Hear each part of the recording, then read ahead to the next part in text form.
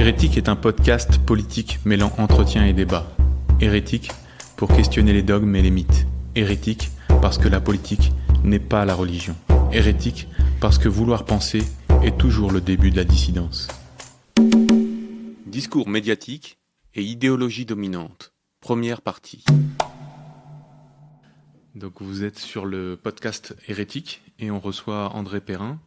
André Perrin qui est un ancien professeur de philosophie, qui écrit notamment sur le site Mes Études, aussi de temps en temps chez Causeur et Marianne et sur la revue Commentaire. Il a sorti plusieurs ouvrages aux éditions de L'Artilleur, notamment Scène de la vie intellectuelle, Journal d'un indigné ou encore plus dernièrement Posture médiatique. Vos livres sont très intéressants. Alors ils sont faciles à lire, si j'ose dire, parce que ce sont des chroniques. Je parle des deux derniers, Journal d'un indigné et Posture médiatique. Ce sont des chroniques qui s'étalent sur plusieurs années, où vous portez un regard très critique sur les médias que vous écoutez. Et vous consignez donc vos remarques en faisant des recherches qui sont souvent assez approfondies à côté pour relever les erreurs, les malhonnêtetés, la démagogie, la paresse peut-être, on en discutera, ou l'idéologie en tout cas, qui traverse un certain monde médiatique. D'abord, question assez simple, qu'est-ce qui vous a amené à faire ce travail-là ? Écoutez, ce qui m'y a amené, c'est d'abord ma pratique quotidienne de lecteur de journaux et d'auditeur de la radio. Vous savez que Hegel disait que la lecture du journal était sa prière du matin. C'est un petit peu la même chose, enfin toute proportion gardée, bien évidemment. Voilà, c'est une... Alors, je reviens quand même sur ce que vous avez dit, parce que le travail que je fais, en dépit du titre de mon dernier livre, enfin, titre qui a été choisi par mon éditeur, n'est pas exactement une analyse des médias. C'est-à-dire, je ne suis pas du tout un sociologue des médias. Et mon objet... c'est davantage la question de l'idéologie, de l'idéologie dominante, de l'idéologie dans son rapport à ce que moi j'ai fait, à ce que j'ai essayé de faire toute ma vie comme professeur de philosophie, au travail intellectuel, au travail de la pensée, à la recherche de la vérité et à, disons, une certaine contradiction que je perçois de manière croissante depuis des années entre précisément ce travail philosophique que j'ai essayé de mener avec mes élèves, avec mes étudiants ensuite, et puis les formes de pensée qui sont dominantes dans l'espace public. Alors bien sûr, ça se passe à travers les médias, mais ce ne sont pas les médias comme tels qui sont mon objet.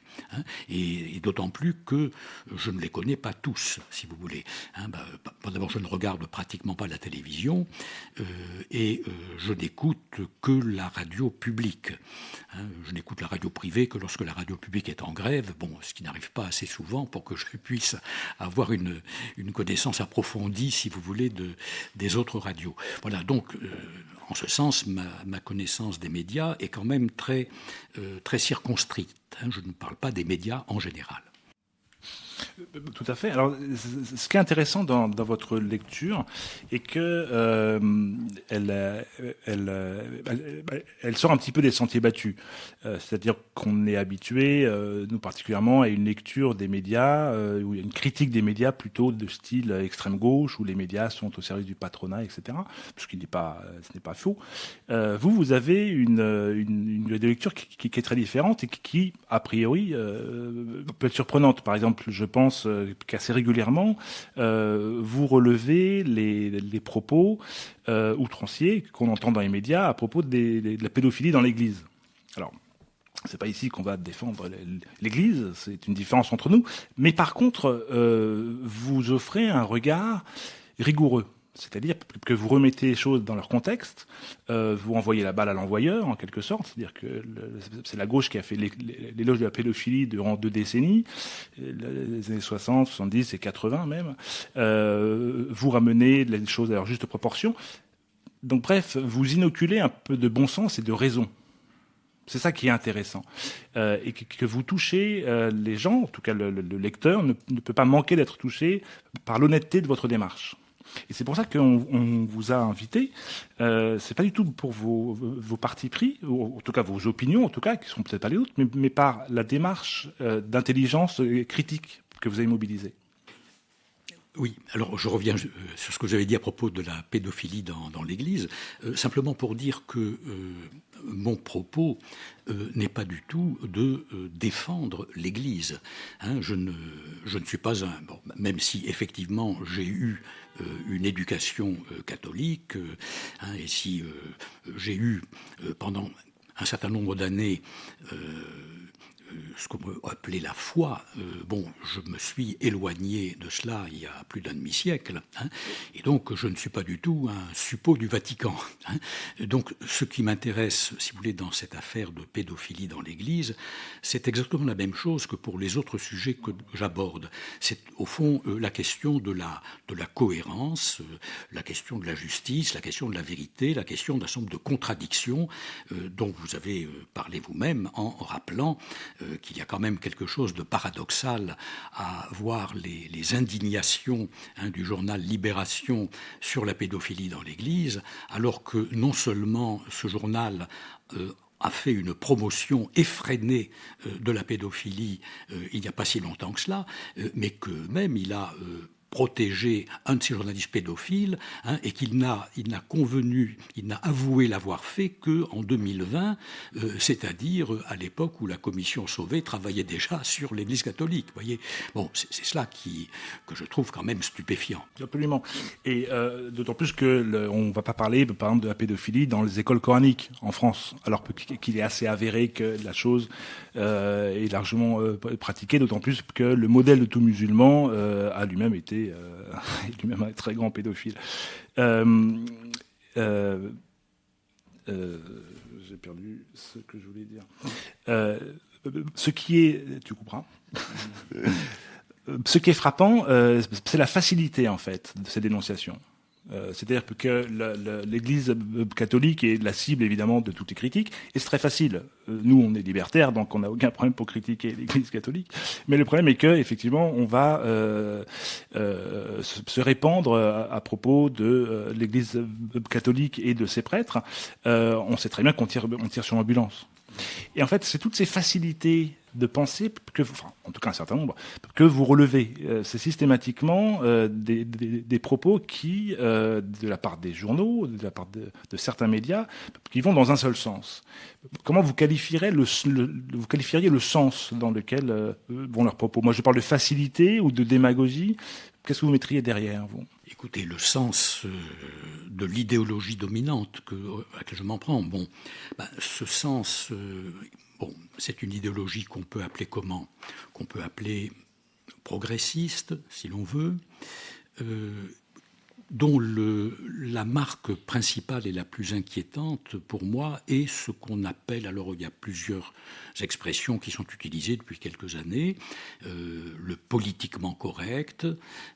Aujourd'hui, il s'agit de la pensée woke, ou du wokisme, et puis il s'agit, et ça c'est ce qui m'a beaucoup préoccupé parce que ça ne date pas tout à fait d'hier, ça date au moins d'il y a une vingtaine d'années, sous des formes un peu différentes ou diverses, la cancel culture.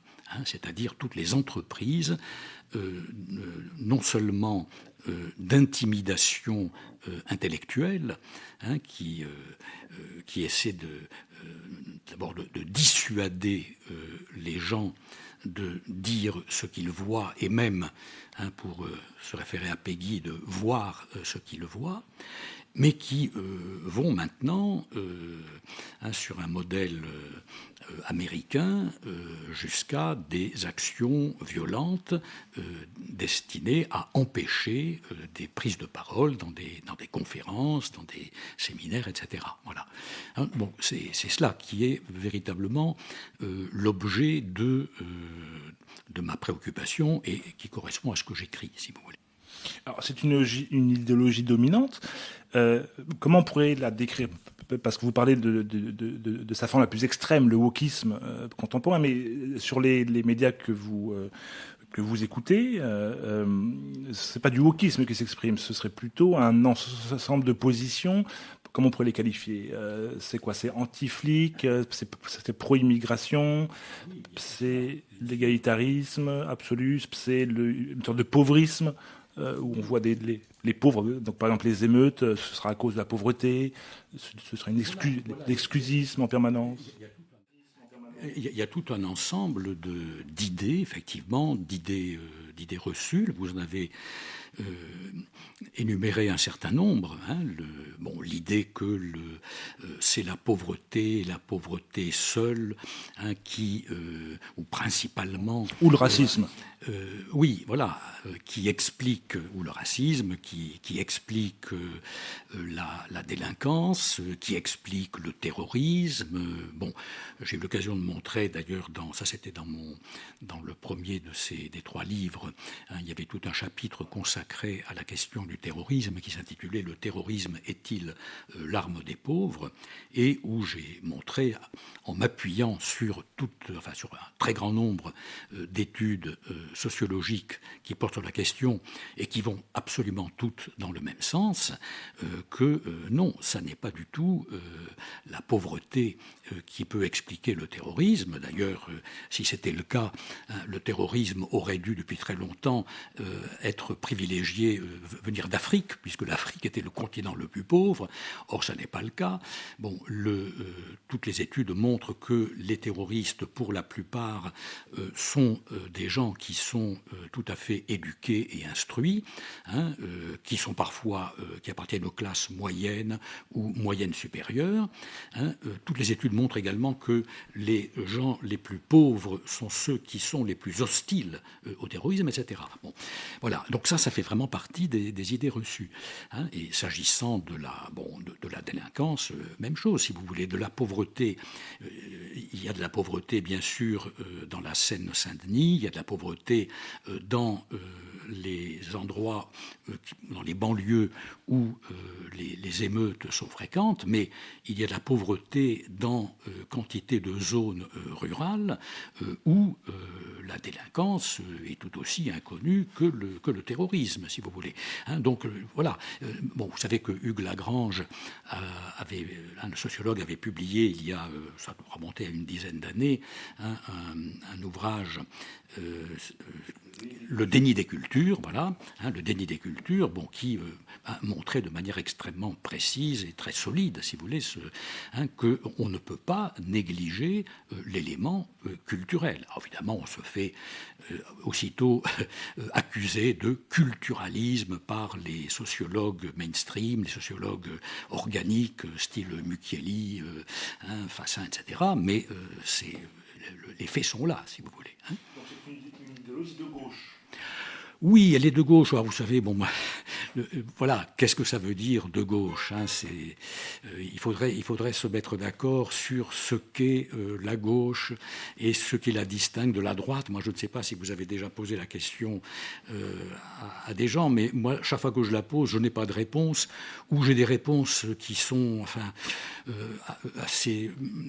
qui frise le ridicule, si vous voulez. Je pense à quelqu'un qui un jour, qui en ma présence avait proclamé hautement son appartenance à la gauche et à qui je me suis permis de demander mais qu'est-ce qui distingue la gauche de la droite, et qui m'a répondu c'est que la gauche, elle est pour la liberté, pour l'émancipation des hommes et des travailleurs, elle est pour la justice et elle est pour l'altruisme.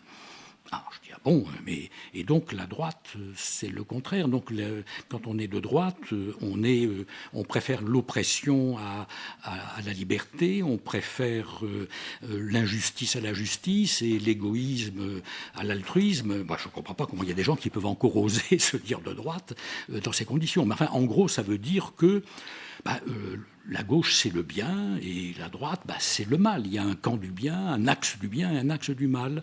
Et alors, mais en même temps, c'est intéressant parce que ça montre très bien, si vous voulez, que le concept de gauche s'est vidé progressivement de son sens. Et que le sens qui lui reste aujourd'hui, et que je viens d'indiquer, est un sens qui est purement moral ou moralisateur. Hein. Parce que la gauche, qu'est-ce que ça a été ? À l'origine, vous le savez, la gauche, en gros, c'est la République. Hein.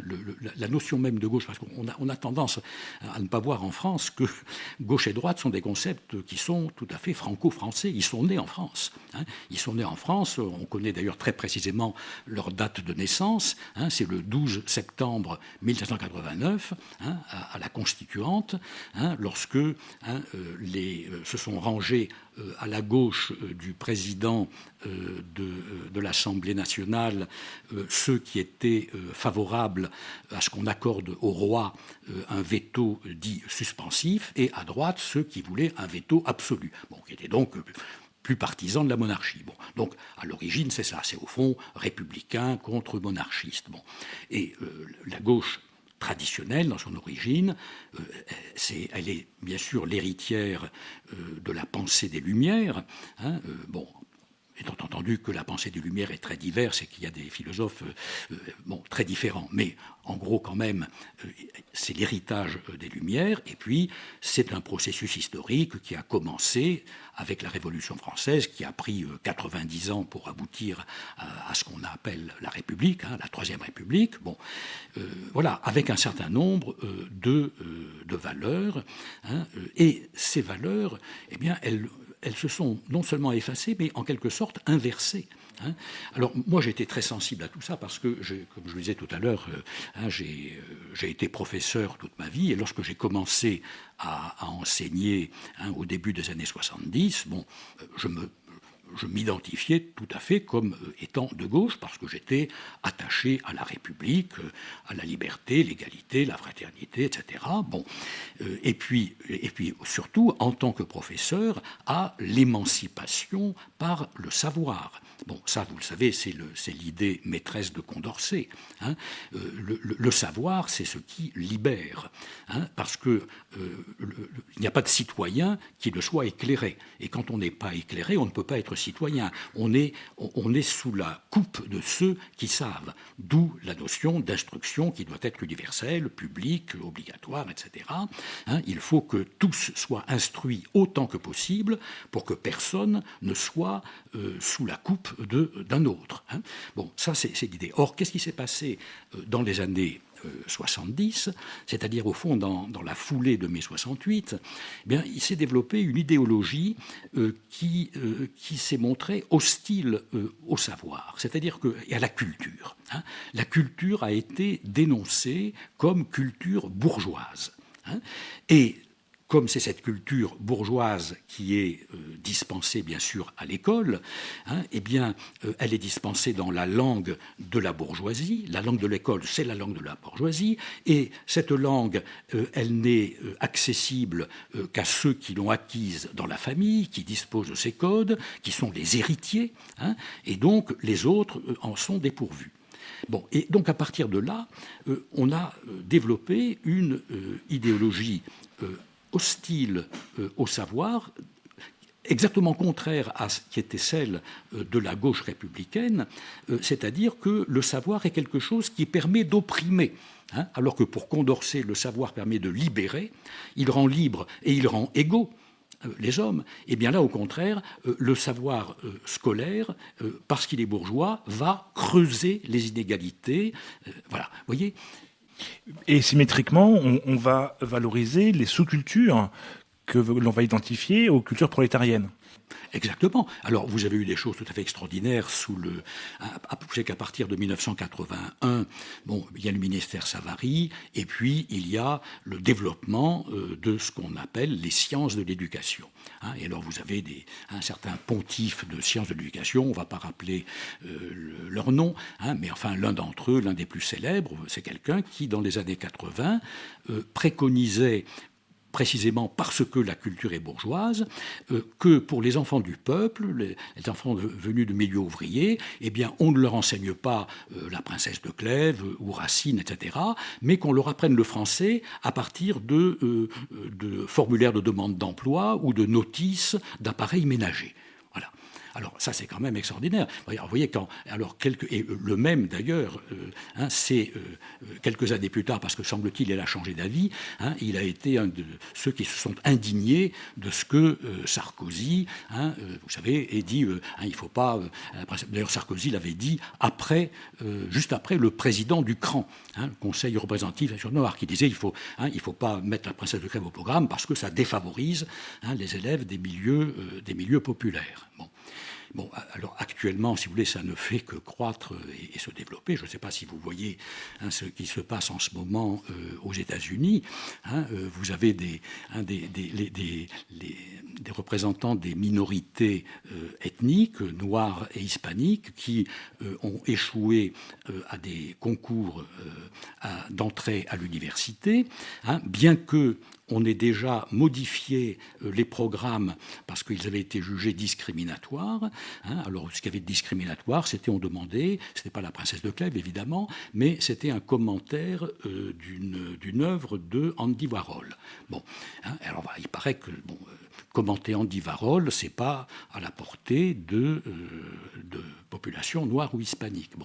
Le résultat, c'est qu'ils ont porté plainte et que les tribunaux viennent d'accorder plusieurs milliards de dollars d'indemnités en considérant que s'ils avaient été recrutés comme professeurs, ils auraient pu être payés. Voilà, on leur a versé les salaires qu'ils auraient dû avoir. Voilà peut-être ce qui nous attend. Oui, c'est ce qui, effectivement, mais de toute façon, en France, on a déjà vu, par exemple, des chansons, des passages, en tout cas, du rappeur Médine dans les manuels scolaires. Médine, qui est un rappeur, qui est un islamiste qui fait du rap, sous prétexte de valoriser les cultures populaires. En fait, c'est un nivellement. Effectivement, même si on peut, la question de départ n'est pas aussi dénuée de fondement. Qu'est-ce qu'on doit enseigner aux nouvelles générations ? Il n'y a pas non plus un corpus unique, mais en tout cas la question peut se poser de la manière, de ce qu'il faut enseigner, de la manière dont on le fait. Mais aujourd'hui, on est arrivé à effectivement un effondrement absolu, et c'est l'œuvre de ce qu'on appelle la gauche. Ça, c'est effectivement assez clair. Oui. Alors encore, oui, c'est l'œuvre de la gauche, si vous voulez, dans la mesure où ça s'est vraiment développé de manière sur le plan institutionnel avec l'arrivée de la gauche au pouvoir. Maintenant, il serait exagéré de dire que la gauche est la seule responsable parce qu'elle n'a pas été la seule à gouverner depuis 81. La droite a gouverné au moins autant. Et si vous voulez, quand on est du sérail comme je le suis, dans l'éducation nationale, on sait parfaitement que peu importe que le ministre de l'éducation nationale soit de gauche ou de droite, ça ne change vraiment pas grand-chose ou à la marge, si vous voulez. Mais donc, au fond, ce que vous avez analysé, c'est une idéologie, c'est ce que vous venez de décrire. C'est une idéologie, on va dire qu'elle est progressiste. Elle se réclame du progressisme. Et en même temps, il y a des éléments qui relèvent de ce qu'on appelle traditionnellement, entre guillemets, la droite.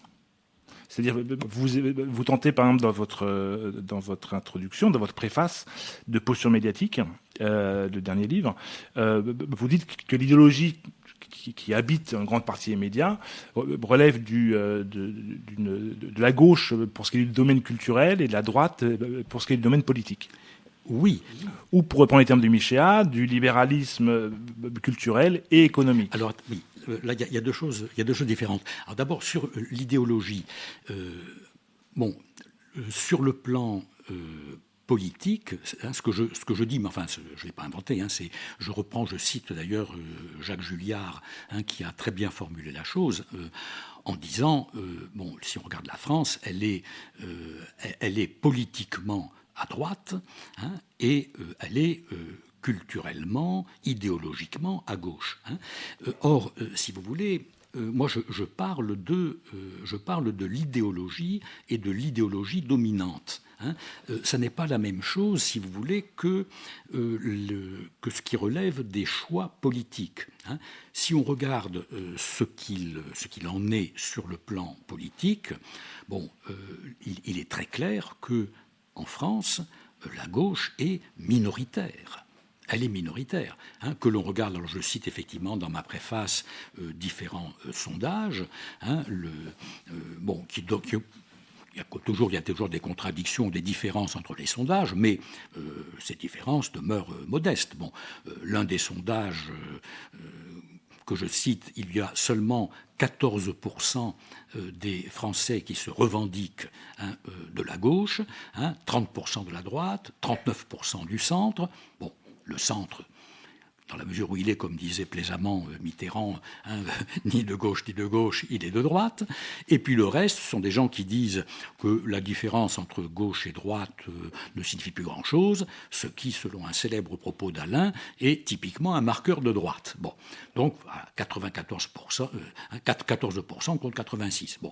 Alors, vous avez un autre sondage qui accorde un peu plus à la gauche, dans les 20%, etc. Si on regarde les résultats des élections, en additionnant toutes les voix qui sont portées sur les partis de gauche et d'extrême gauche, on arrive à un tiers à peu près, que ce soit au premier tour ou au deuxième tour des présidentielles et des législatives. Voilà, ça fait un tiers, 2 tiers, si vous voulez. Donc, politiquement, la France est à droite. La gauche est minoritaire. Mais le problème de l'idéologie dominante, ce n'est pas l'idéologie des plus nombreux. Contrairement à ce que faisait semblant de croire dans un débat que j'ai eu avec lui, Laurent Geoffrin, qui croyait pouvoir m'opposer que non, l'idéologie dominante ne pouvait pas être de gauche puisque les Français de droite étaient nombreux. Mais c'est pas plutôt ça le problème. Oui, bien sûr. Mais alors, il suffirait qu'il lise un tout petit peu Marx.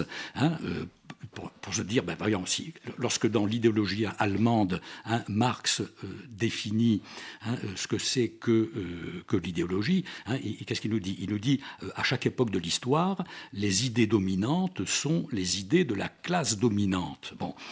Alors au XIXe siècle, c'est quoi la classe dominante pour Marx ? C'est la bourgeoisie ou le prolétariat ? Le prolétariat, ce sont les plus nombreux, comme leur nom l'indique d'ailleurs. Proles, ça veut dire nombreux en latin. Et la bourgeoisie, c'est une oligarchie. Sous l'Ancien Régime, la classe dominante, qu'est-ce que c'est ? C'est le peuple qui domine et écrase la noblesse. Donc la classe dominante et l'idéologie dominante de la classe dominante, ça a toujours été l'idéologie d'un petit nombre, mais d'un petit nombre qui a le pouvoir de donner des normes, de déterminer ce qui est le bien, le mal, ce que l'on doit penser et qui parvient à l'imposer à la société tout entière. Or, c'est cela qui se passe. Et donc, l'idéologie dominante dont je parle, elle est bien évidemment l'idéologie d'une minorité, d'une oligarchie, qui comporte essentiellement trois ensembles, si vous voulez. C'est l'ensemble de ceux qui ont vocation à transmettre le savoir, c'est-à-dire les professeurs, les universitaires, tout le monde. Deuxièmement, ceux qui ont vocation à diffuser l'information et les opinions, les journalistes, le monde des médias.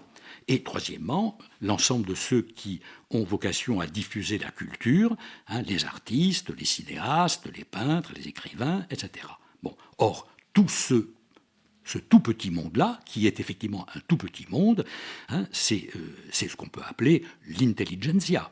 Et c'est ça, l'idéologie dominante dont je parle, et celle qui est diffusée à l'ensemble de la société et qui a vis-à-vis d'elle un pouvoir d'intimidation. Et un pouvoir d'intimidation qui fait qu'il est très difficile de ne pas se dire de gauche. Et de fait, comme je l'ai montré à plusieurs reprises en reprenant un petit apologue de Jean-Claude Michéa, demandez-vous dans la société, est-ce que vous voyez très souvent, qu'est-ce qu'on voit le plus souvent? Est-ce que ce sont des gens de droite, des gens qui sont accusés d'être de droite, qui disent mais non, je ne suis pas de droite, moi j'ai une fibre sociale, j'ai toujours été de gauche, je suis pour le progrès, je suis pour la liberté, etc. Ou bien est-ce que c'est à l'inverse, des gens de gauche, identité familiale, qui disent « Ah mais on m'a mal compris, pas du tout, j'ai toujours été de droite et même d'extrême droite, je vous le garantis, un fiefé réactionnaire. » Bon.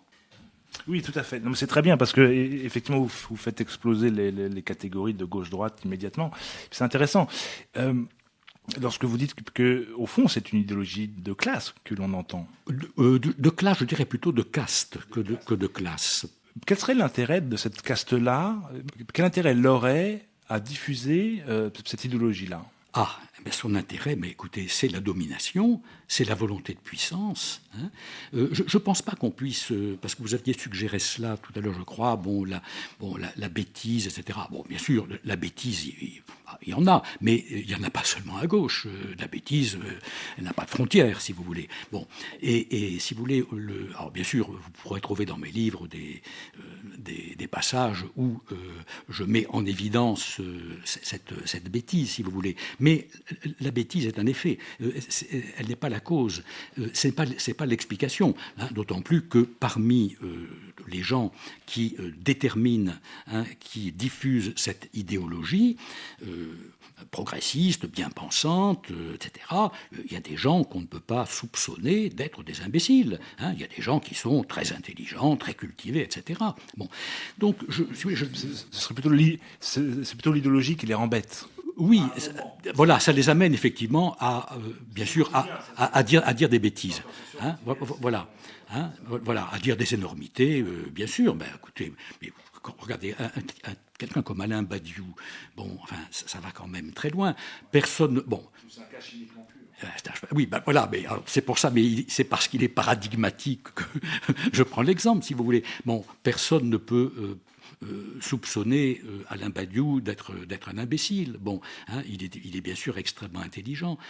Mais vous voyez ce qu'il est capable de dire, si vous voulez. Une déclaration que j'ai citée quelque part, qui est quand même, qui va quand même très très loin, lorsqu'il dit, lorsqu'il s'agit de faire la révolution, le nombre de millions de personnes qui vont être sacrifiées, qui vont être écrabouillées, est une question relativement secondaire. Que l'on puisse dire cela en toute tranquillité, en toute impunité.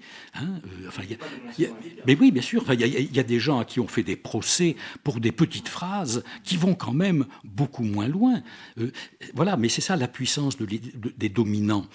C'est qu'ils peuvent aller très loin. J'ai cité aussi quelque part un propos il est mort maintenant, Dieu ait son âme, d'une grande personnalité de gauche proche de Mitterrand, Pierre Berger, au moment de la manif pour tous. Pierre Berger qui diffuse un tweet disant s'il y a une bombe qui explose au milieu de tous, c'est pas moi qui irai pleurer. Écoutez, ça relève juridiquement, c'est peut-être contestable, mais moralement en tout cas, ça relève bien évidemment de l'apologie du terrorisme. Vous pouvez être tranquille que si ça avait été un homme de droite ou d'extrême droite, imaginez, je ne sais pas moi, Zemmour, dire un truc pareil, mais il se retrouve immédiatement en garde à vue. Non seulement en garde à vue, mais il serait rayé du monde médiatique. Ça serait réglé, ça. Non, mais je vous pose la question de l'intérêt de classe, parce que vous avez répondu de la domination, je suis d'accord, mais lorsque, par exemple, un journaliste au hasard fait l'éloge du wokisme, de l'écriture inclusive, par exemple, ou du multiculturalisme, ou de l'immigration, etc. On sait très bien que lui, de son côté, son enfant sera éduqué de manière très, très claire. Il vivra dans des endroits qui lui conviennent en tant que classe bourgeoise, donc il ne sera pas du tout mis à l'épreuve, ni de l'illettrisme de son enfant, ni de la délinquance ou des frictions multiples et de plus en plus dramatiques que provoque le multiculturalisme ou l'immigration. Mais par contre, il va diffuser dans la société l'idée que les gens devraient s'y adonner. Donc en fait, on a quand même l'impression que c'est une classe qui prône pour les autres une chose qu'elle ne met pas en place pour elle-même. Donc c'est une manière en fait de reléguer les autres, donc les autres classes sociales notamment, dans leur ghetto et culturel et social et intellectuel, de les interdire de se hisser au niveau où ils sont eux-mêmes. Mais bien sûr. Mais écoutez, on en a un exemple récent.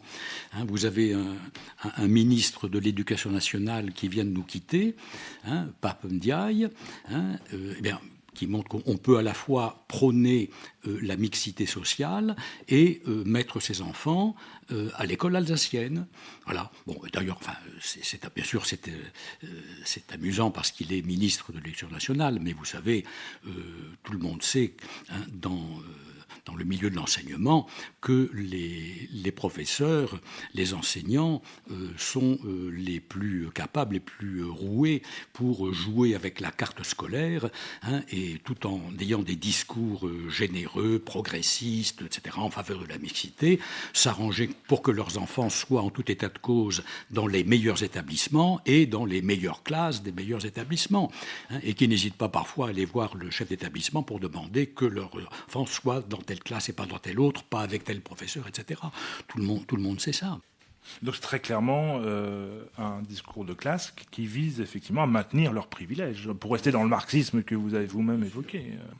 Et on retrouve aussi l'hypocrisie classique qui était attribuée à la bourgeoisie dès le XIXe siècle. C'est-à-dire où on se prévaut de grandes valeurs tout en mettant en œuvre des choses qui sont beaucoup plus sordides. Ah oui, bien sûr, oui. Mais on est constamment, si vous voulez, dans ce que Michéa appelle la double pensée. Mais le propre de l'idéologie, si vous voulez, c'est un petit peu cela. C'est de produire, comme disait Marx, une sorte de monde renversé. Qui est une image du monde qui est à l'inverse du monde réel. Vous parliez du libéralisme, libéralisme économique, libéralisme culturel. Bon, donc la gauche progressiste, celle de l'intelligentsia dont on parle, bon, elle est bien sûr à fond pour tout ce qui est libéralisme culturel. Bon, c'est-à-dire défense des droits des minorités, de l'homosexualité, du mariage homosexuel, lutte contre l'homophobie, les transgenres, etc., la GPA, etc., etc. Bon, tout ce qui va, le droit illimité à l'avortement, bon, tout ce qui va dans le sens de ces réformes qu'on appelle sociétales. Bon. Alors, s'agissant du libéralisme économique, bon, je crois que c'est là qu'on se trouve véritablement devant la double pensée, parce que vous avez à la fois une contestation constante du libéralisme économique, essayez d'aller dire quelque part que vous êtes favorable au libéralisme économique, que vous êtes pour le capitalisme, on va vous regarder comme... bon. Donc, bien sûr, il faut être contre, il faut pourfendre le libéralisme économique, mais dans la réalité, ça n'a jamais empêché personne d'en profiter. Et que fait la gauche lorsque elle est en position de diriger les affaires politiques? Bon, regardez l'arrivée de la gauche au pouvoir en 81. François Mitterrand se fait élire sur un programme qui est un programme, les mots y sont, de rupture avec le capitalisme. Autogestion générale. Oui, mais voilà, mais autogestion, mais alors... L'autogestion, c'est un petit peu différent. Mitterrand c'était pas le plus... bon, c'est une idée rocardienne, surtout à l'époque où Rocard était au PSU, ça c'était là.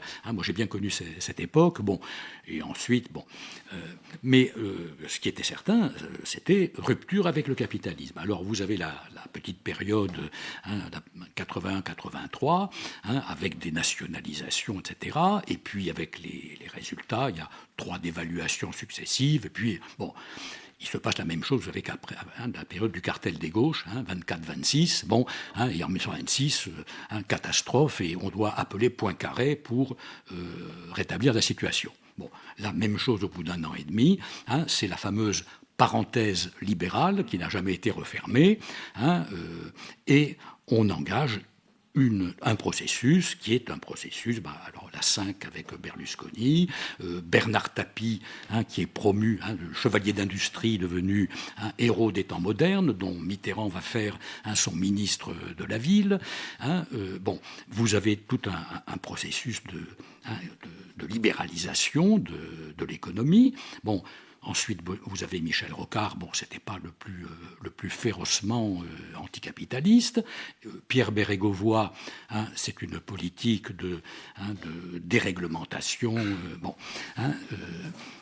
Et puis vous avez, quelques années plus tard, le mandat de Jospin, 97-2002, alors avec une mesure qui peut paraître de gauche, ça pourrait se discuter d'ailleurs, les 35 heures, parce que ça a profité quand même beaucoup plus aux cadres qu'aux ouvriers.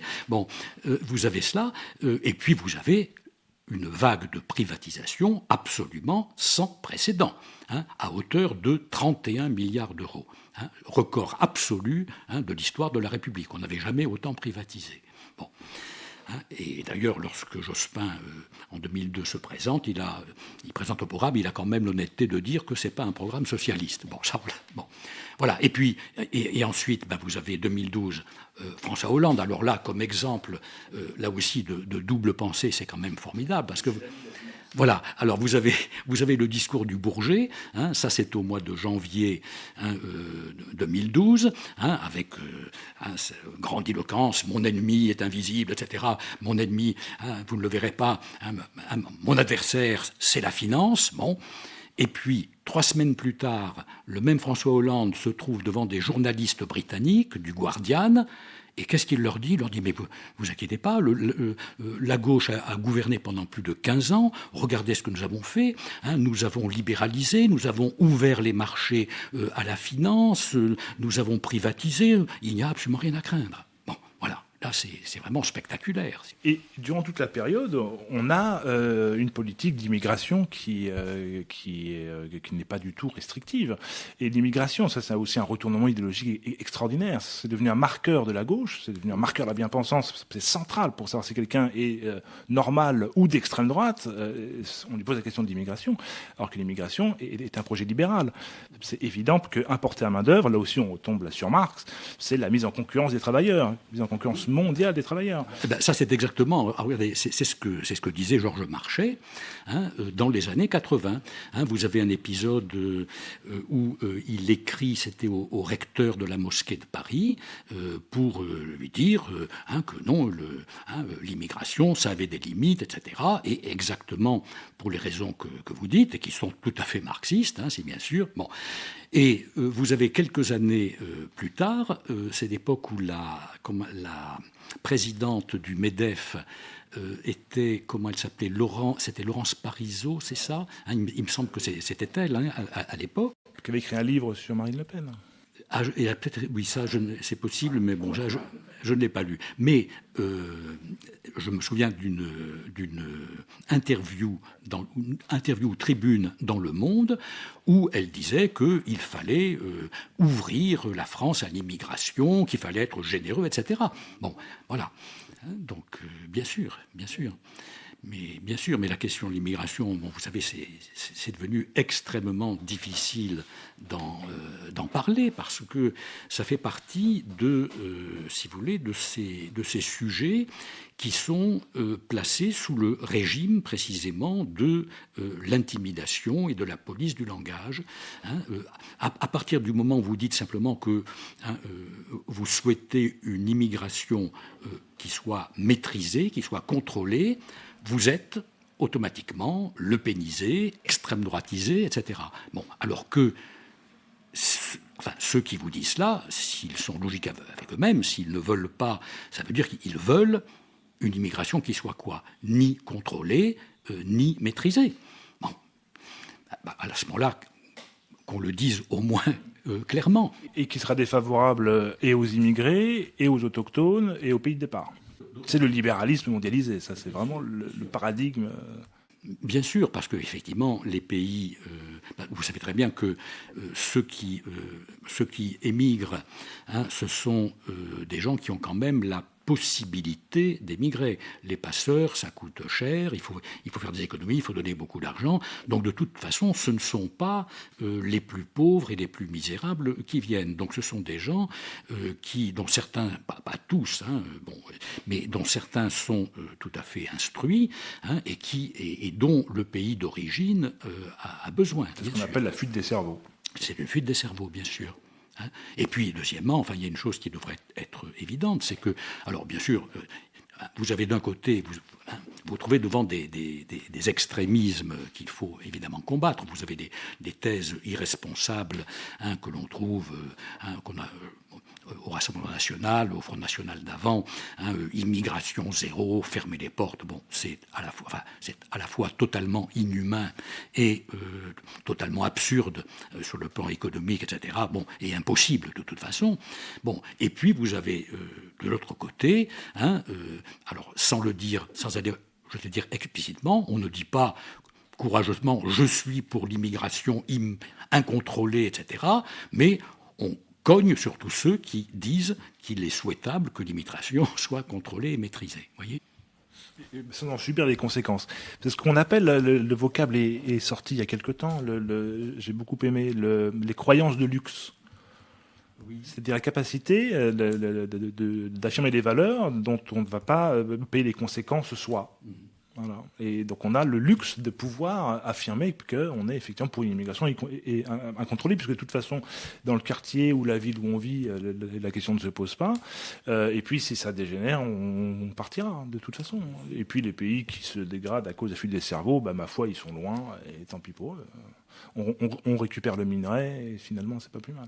Croyance de luxe, j'ai trouvé que c'était très bien vu parce que quand on est pauvre, quand on habite des quartiers populaires, effectivement il y a des croyances qu'on ne peut pas avoir. C'est pas possible.